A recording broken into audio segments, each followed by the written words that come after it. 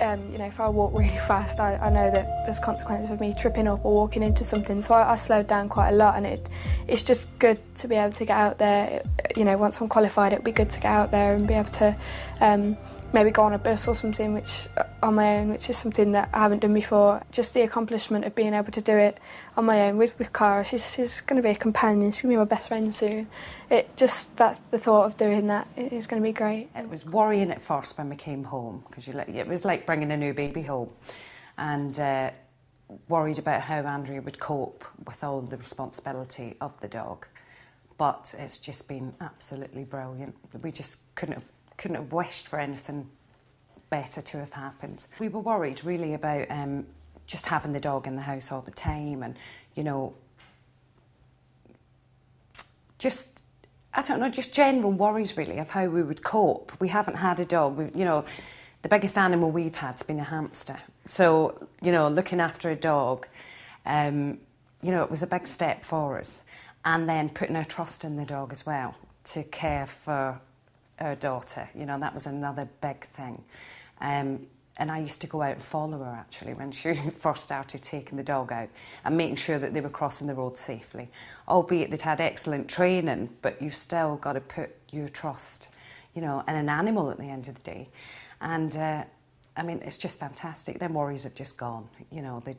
Andrea is free now. What we've been doing is making sure that at least one of her parents or a guardian or whatever is there present, because the responsibility does ultimately fall on them if there's any problems. They're able to see what she should be doing, and they can kind of keep half an eye on her when she's at home, making sure that she is doing the things that she's been taught to do. The dog that we've chosen, which as I said is Cara, she's incredibly laid back, takes a lot of things in her stride. She lacks a little bit of confidence, but actually both Andrea and Cara have kind of complemented each other that way. But this dog, I think, will just be fantastic in the school. Most people know that schools can vary from sort of having quite small numbers to a large volume of pupils. So we needed to get a good idea on the type of school that she went to. I mean, Andrea's at a mainstream school, so obviously that is going to vary from a more specialist or more specialised school. We've been so lucky with the school that Andrea goes to. They've been phenomenal at helping us. They've been incredibly positive about having the dog there. Initially there were one or two concerns which you'd understand, as to just with a lack of understanding as to what would be required, where the dog would relieve itself, and the involvement of other people at the school. But they've been fantastic. But obviously we've had to go in and do a little bit of educating prior to Andrea getting the dog. We've obviously wanted them to be fully on board with it, so we've been very open about the things that they would need to provide for Andrea, without it being too much of a change within the normal routine of the school. We were contacted to ask how the school would feel about Andrea having a guide dog in school. Her sight had always been an issue that we'd worked around, and it had begun to deteriorate, and it was felt that a guide dog would be beneficial to her. She came in, we walked around the school, saw the various sort of vantage points that might be difficult for her to manage. She met the head of PE, she met the head of science, and we talked through those kinds of issues. And then we just, you know, you just plunge in, really. You just suck it and see and find out how things are going to go. And it's just been a fabulous experience. In fact, I think when she's not here, we will really miss her. You have that initial period where everybody kind of takes stock and thinks, oh, right, well, we'll need to do this. And then it settles into normality. And I think I would say, you know, Cara's just part of the scenery now. As, you know, somebody said, you know, Cara's part of Andrea.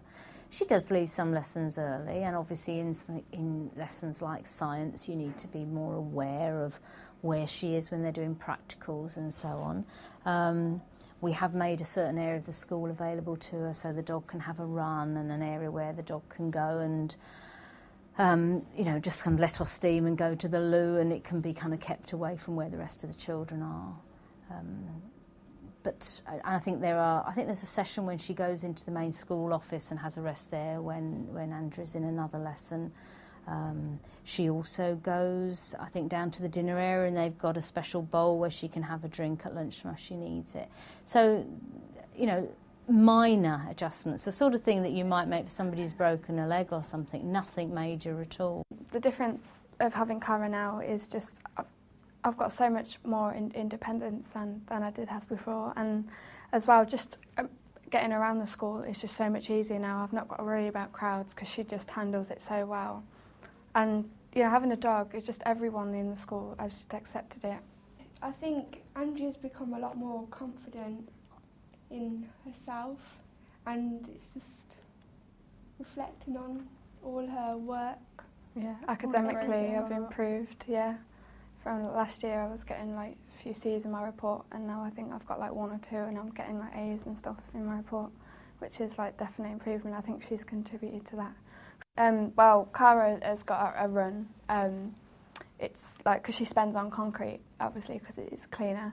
And so her run is basically, it's kind of like it's a square, I call it a cage, but it's not got a top on or anything, but it's really good, it's really handy, and basically we'll leave her in there while we eat our lunch, and it's really good because when she does do her business, afterwards I've got a hose which is boxed in. It's got a little lock on it, so it's not accessible to other students without a key.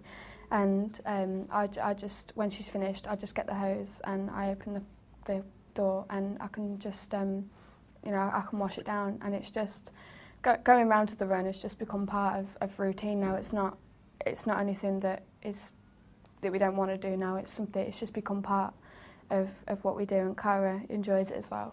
Andrea's independence was practically non-existent because wherever she needed to go, we had to take her, or she would go with friends. She could never just go along and meet them herself. Arrangements always had to be made, and you know, specific times and days set out.